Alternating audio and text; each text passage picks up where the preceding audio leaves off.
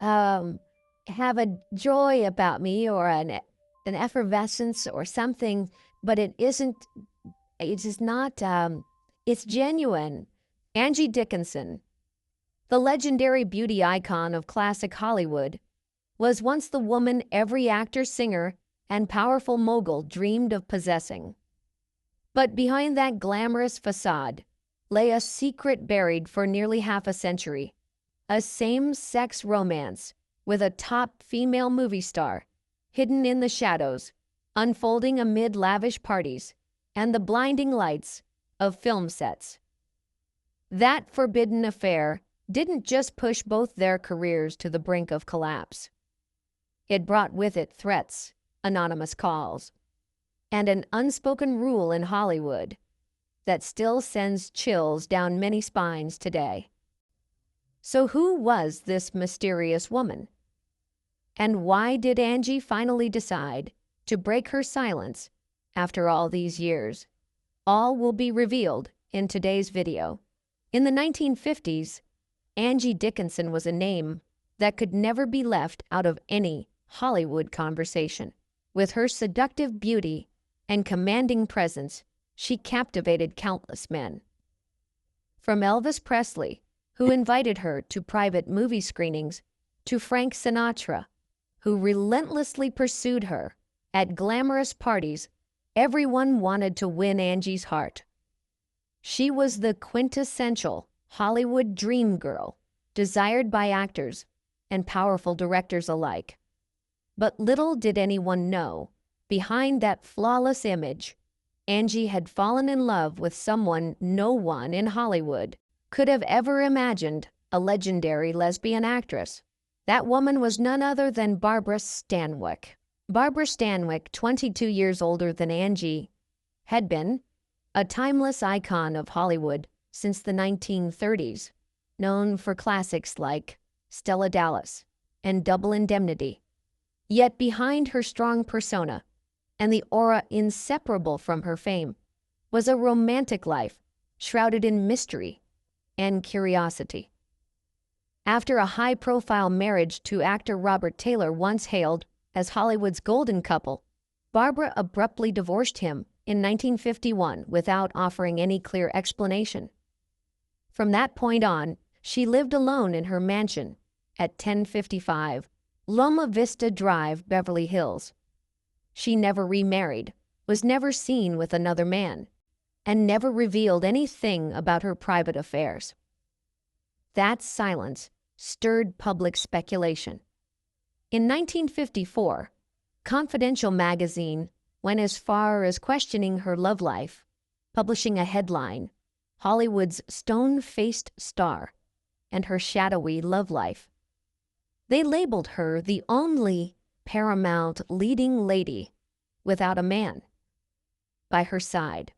Whispers began to circulate, stories of secret relationships with younger female colleagues spread quietly through the industry. And the name most frequently mentioned in those whispers, Angie Dickinson. Between 1955 and 1957, Angie and Barbara were often seen together at lavish parties hosted by director Howard Hawks and screenwriter Charles Brackett. They always sat close, and on several occasions they slipped away from the crowd, sharing quiet, private moments.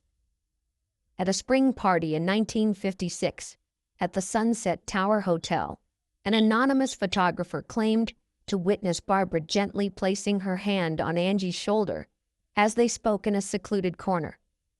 The photograph was never published, but the story rapidly circulated among Hollywood insiders.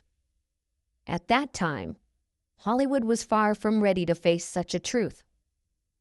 The unspoken closeness between Barbara and Angie, combined with Barbara's famously private lifestyle, became one of the industry's deepest secrets. The story was hushed, buried beneath the polished veneer of showbiz, just another secret behind Hollywood's impenetrable curtains. But no matter how tightly guarded, secrets always have their reckoning. And it was on one fateful evening in 1956, inside a quiet villa on the hills of Beverly Hills, when their eyes met for the first time. Everything changed forever. This fateful encounter may have sparked a passionate romance, but what lay ahead for them was a maze of danger and unrelenting challenges. There were no official photographs, no public confirmations, no spoken admissions from those involved. But if you've been patient enough to follow the scattered clues leaked over the past 70 years, a haunting and hidden story slowly begins to take shape. The truth is, between Angie Dickinson and Barbara Stanwyck, there was once a real love story. It all began on the night of May 18, 1956, at a discreet gathering inside Cary Grant's Benedict Canyon estate. The guest list included only his closest friends, no press, no photographers, just Hollywood's biggest names and a few rising stars. Among them was Angie, still relatively unknown, and not yet the dazzling figure she would later become. Barbara Stanwyck, already a legend by then, arrived late. Unlike her usual glamorous self, she wore minimal makeup and entered the villa alone. As she walked into the backyard where Angie was chatting with a group of young screenwriters, no one expected that a private conversation between the two, lasting nearly 40 minutes, would change their lives forever. Roberto Delgado, a server working that night, recalled Barbara and Angie stood apart from everyone. No one knew what they talked about, but there was something strangely intimate about it. Just a week later, Angie suddenly declined a role in the lineup, citing health reasons.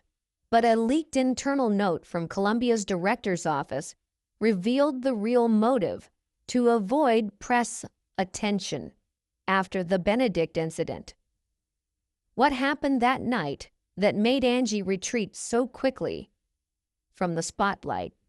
The connection between Barbara and Angie began to surface more clearly.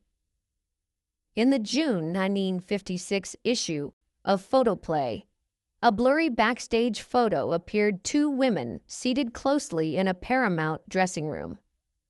Readers immediately speculated, is that Barbara Stanwyck and Angie Dickinson? 1 week later, the image vanished from the reprint, no explanation offered. The photo was grainy, a mere whisper of evidence, but enough to spark suspicion. Other clues emerged. In July, Modern Screen editor Lydia Morgan published a veiled piece titled "The Secret Woman in a Star's Life," describing a veteran actress caring for a younger rising star in the Hollywood Hills. In her later memoir, Lydia admitted the article was inspired by Barbara and Angie, but she never named them, too fearful of legal retaliation. Even television couldn't dodge the whispers. Local station KTTV reported in a late-night segment about rumors of a relationship between an older and a younger female star renting a heavily guarded villa in West Hollywood. No direct proof surfaced, but the detail of a pearl-colored Cadillac parked outside 731 North Harper Avenue, Barbara's known personal car, was a coincidence too precise to ignore. Things grew more tangled and bizarre. Barbara's longtime chauffeur was abruptly fired after allegedly confessing that he once drove both women to the Cinegrill, but had to drop them off separately. A production secretary recalled Angie refusing to film on location outside LA for a reason unrelated to her health, she hinted. Despite their efforts to stay hidden, Barbara and Angie could not escape the lingering gaze of the industry. No paparazzi ever caught a definitive moment to land on magazine covers, but rumors continued to swirl. One Paramount board member once